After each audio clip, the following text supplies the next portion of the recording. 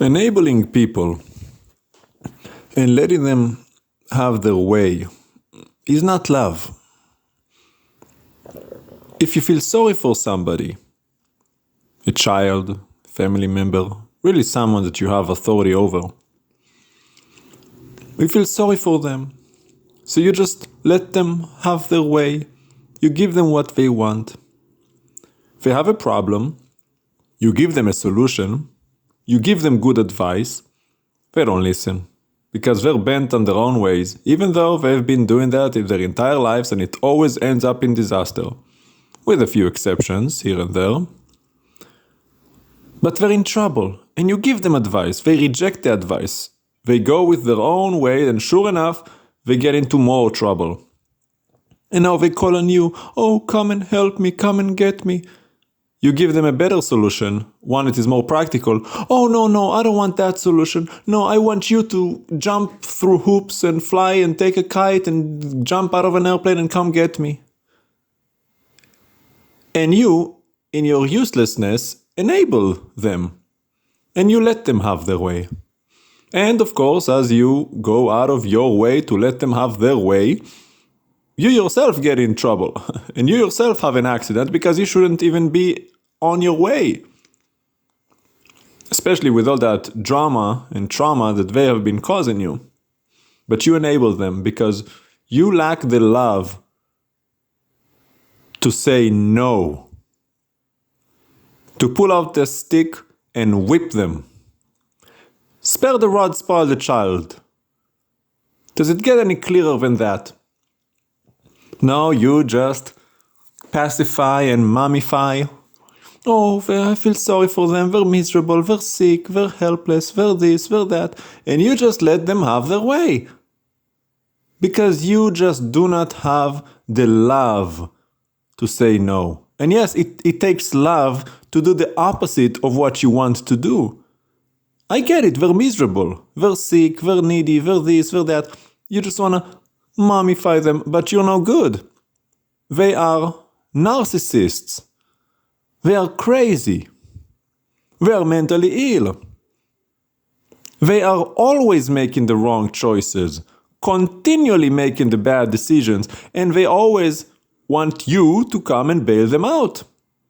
How will they ever learn to do what is right, to stop making bad decisions, when you've removed any and every consequence of suffering from that table?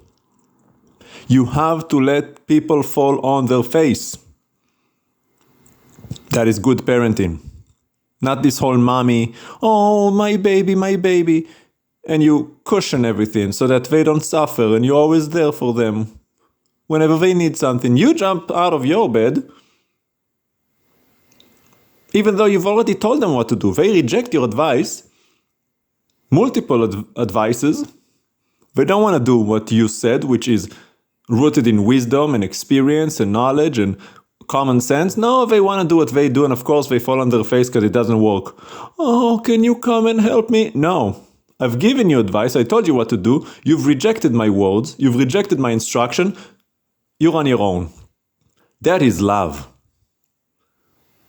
Of course, they're not going to receive it as love. No, now they're going to manipulate. "Oh, you hate me, you've never do anything for me, you've never been there for me, my whole life, you've done this, you've done that." The very first time you say no to them, they're going to throw a tantrum. Why? Because even though they're in their late 30s or 40s or 50s, they're still that little rebellious 5-year-old that has never grown up because you've never pulled out the stick and whipped them good. Bad parenting. That child, who is now a grown man or a grown woman, is ruined. Because you still want to do what's right. They need to be put in mental hospitalization, psychiatric ward. "Oh no, we can't do that. They're not that bad. They'll get better. They just need to see another therapist. Maybe they'll need to get some No. They need to be in psychiatric hospitalization is what they need. They need to be tied up. You can't let that menace be out in the street. That is a disaster waiting to happen.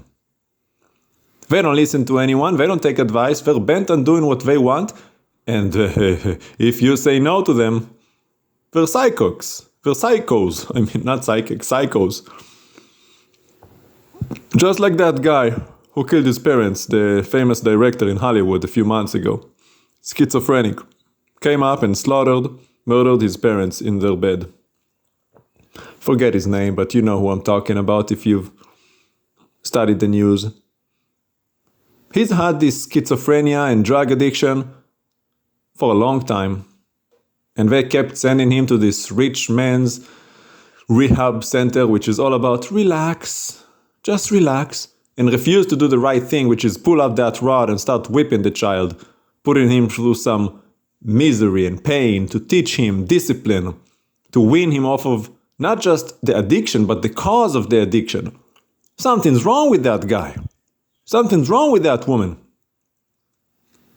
There is more than just the consequence. There's the cause.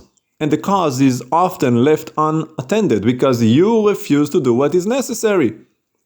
Because you never discipline. You never make correction. See, the Lord is a father. Don't forget that. People often talk about Holocaust, and tomorrow is Holocaust Memorial Day in Israel. And they always cry about the Holocaust, and where was God, and why is this, and people came out haters of God. Well, not that they were not haters before that, but all throughout history, the Babylonian exile, the Lord has been sending prophets for about 400 years. The people of Israel, ever since the kingdom was established with King Saul, rebellion, wickedness, sin, idolatry, paganism. 400 years of this. And the Lord is long-suffering. He sent prophet after prophet, extended grace after grace, mercy after mercy, until he himself has had enough and he pulled out a big stick, a stick called Nebuchadnezzar, king of Babel, and he whipped his children good. Because you cannot allow this to keep going. That is bad parenting. You have to learn there is a consequence for your actions. If you do this, this will happen. If the Lord has not sent Israel into exile, they would have been much worse. They would have just kept going. Oh, it doesn't matter. There is no God. God's not going to do anything. Well, he did. Because he loves you. And that's why he said that famous Jeremiah 29:11, I know the plans I have for you. Listen, Judah, I know I'm whipping you and kicking your butt right now. But it's not because I hate you. It's because I love you. Because you need some serious correction. You need some serious whipping. Because you've been very bad and you need to learn to behave yourself. That is an act of a loving father. And the Holocaust was no different. After 2,000 years of Jews assimilating and delving into mysticism and Kabbalism and voodooism and Hinduism and moneyism and the worship of gold and silver and merchantism and traditionalism, Ashkenazism and Sephardiism, and all but forgetting the commandments of God, replacing them with the traditions of men, the Lord has made a way for them to return to the land. And they still wanted to return in Europe. They were not interested. So what was he going to do? Just let them be? So that they will completely forsake God and lose their Jewish identity? No. It was an act of discipline. He allowed the Nazis to rise to power, to whip his children, and teach them a lesson they will never forget. Europe is not your home, and those people are not your friends. The Lord, your God, is God. And your home is in the land that he gave to your forefathers, the land of Abraham, Yitzchak, and Israel.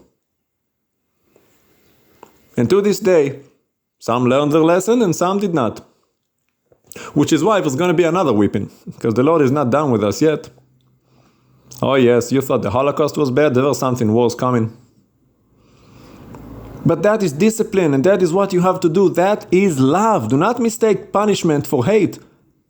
Punishment, when done correctly for the right reasons, is an expression of love. Because what you need is a boot up your butt. Because you're crazy. You do not listen. You are rebellious. You are stiff-necked, hard-headed, hard-hearted. You're stuck in your own ways and you do not know how to make proper decisions. Every decision you make is a bad one. You just go from bad to worse. And I see that all the time. And you got bad parents who enable you. They just always come to bail you out. No, don't bail that demon. Let them suffer. Let them fall on their face. If they have to die, let them die. This is what God does. Shouldn't we learn from Him? Surely He knows what He's doing. The Lord does not force anyone to be saved. He's not out there begging for souls, because that would be horrible for you. That would destroy us. If the Lord was manipulating everything to try and get us to repent, we would be miserable. The earth would be not a good place. No, we have a free will. Don't forget that. Every man, every woman has to make their own choice to submit and obey God's commandments. He's not going to force your hand, because that won't be good. That wouldn't be true love, true obedience. That, no, has to come from within, from you. And it's the same thing here. You have to let people fall, and if they don't get up, that's fine. That's their choice. As they say with love, if you love somebody, set them free. If they come back, they're yours to keep. But if they don't come back, that is just a possibility you have to be willing to accept. Not everyone is going to repent. Not everyone is going to do the right thing. Not everyone is going to choose to love you, or to love God for that matter. But you still have to be given that choice, so that if you do choose, it is real. If you do repent, it comes from you, and it has some merit to it. And that's the beauty of the gospel, that any man who receives Him shall become a child of God. The Lord does not force anyone to become His children. No, He gives you the opportunity. He gives you a possibility. He gives you a way. If you choose to, that is how you ought to treat the people under your care, those you have authority and responsibility over. Don't be afraid to say no.